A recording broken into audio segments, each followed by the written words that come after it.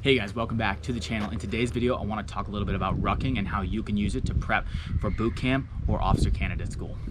All right, so first and foremost, what is rucking? All right, for those of you guys who've never heard of the term rucking or don't know what it is, essentially what rucking is just walking with a weighted backpack. All right, so as you can see here, I have what's called a rucksack on. That's what the Marine Corps calls it, a rucksack. And when you're hiking, you're rucking. All right, we add weight and we walk, a certain amount of miles or a certain distance to overall acclimate our body to what we'll see in the field. Of course, when we're in the field, it wouldn't just be, meaningless weight. It would be food, water, equipment, etc. All right. Why is rucking important? Well, just a brief overview.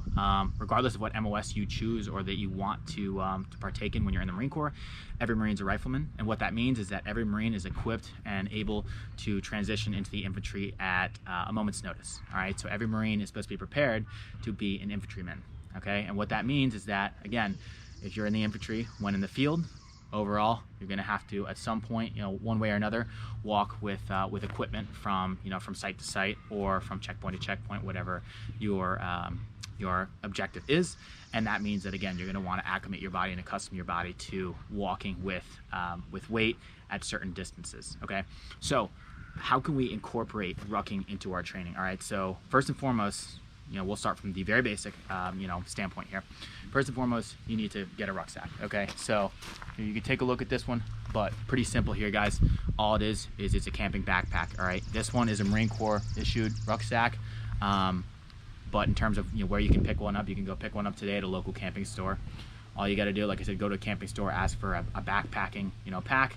Overall, something that kind of stretches basically down your back, with a frame on the back and then straps that basically can fasten the pack to your body, because when you put a lot of weight on, you don't want it sagging off, and you can't just use your standard backpack because the weight distribution is not really the same to help you prepare overall. So it is important that you get a backpacking pack, or like I said, or get one of these. You can look on eBay. Usually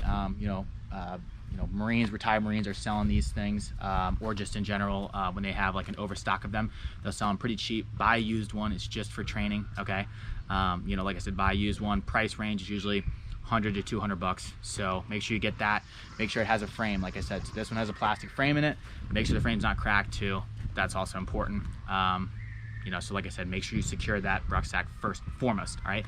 Next, what you want to do is ensure that you're hiking at all times with boots. All right, so I'll show you guys my boots here. All right, if you guys can see that, there you go. Look at that. All right, I made another video on the best boots in the Marine Corps. These are the Danner Reckonings. Highly recommend them. But any Marine Corps related or Marine Corps issued boot will do. Quite honestly, any boot will do. This is just important so you're not getting injured. All right, proper ankle support. Also, again, same thing, getting that practice in the boots, because you're never going to be hiking in or rucking in Go Fasters, which are just standard tennis shoes, and you're obviously not going to be rucking in flip-flops or any other crazy footwear that you may be thinking of. All right, so make sure you have the proper footwear. All right, once you have that equipment and you are all set with that, you're ready to start acclimating your body to rucking. Okay, so just to give you an idea as to the kind of distances and the kind of weights you should be looking at to incorporate. At officer candidate school, for those of you guys who are aspiring to be officers, the longest ruck that you'll do is 9 miles. The weight for that is about 65 to 75 pounds. Okay, so that's like the tippity top of what's going to be required of you at officer candidate school.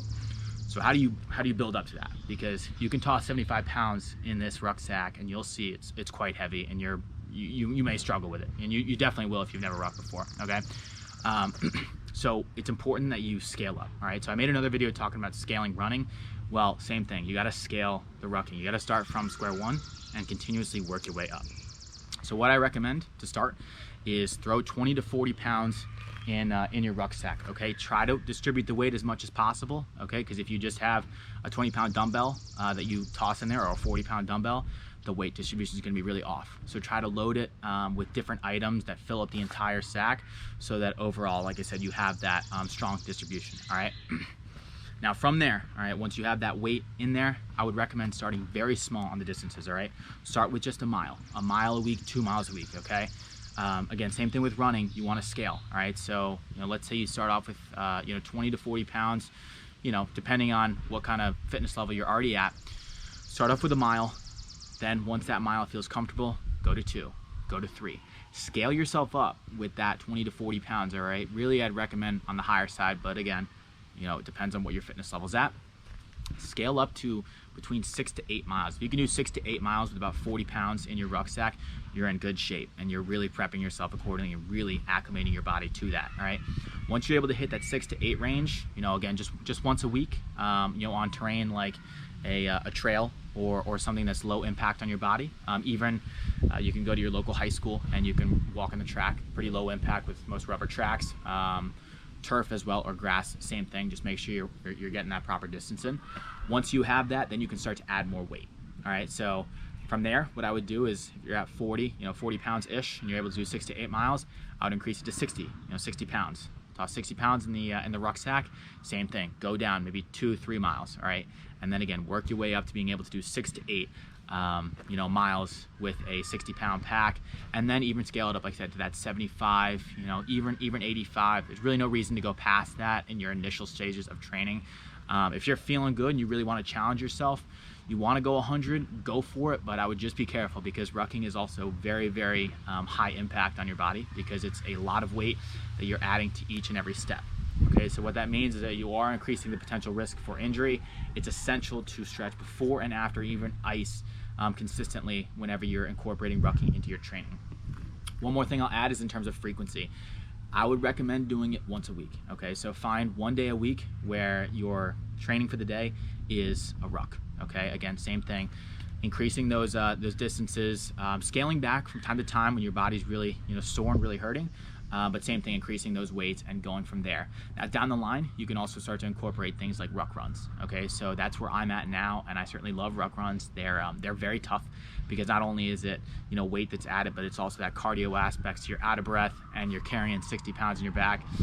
It's exciting, it's fun, but it's hard. Okay, so to keep that in mind. But in any case, I hope this overall kind of provides a little introduction into how you can incorporate rucking, what it is, and like I said, how you can use that to prep for whatever training that you have upcoming. All right, so I appreciate you guys taking the time to watch a video. Leave a question or comment in the comment sections below if you have any. I'd like to respond to each and every one of you, as quick and as much as I can. So again, let me know what you guys think of this video, if you have any other video suggestions, and I'll see you guys in the next one.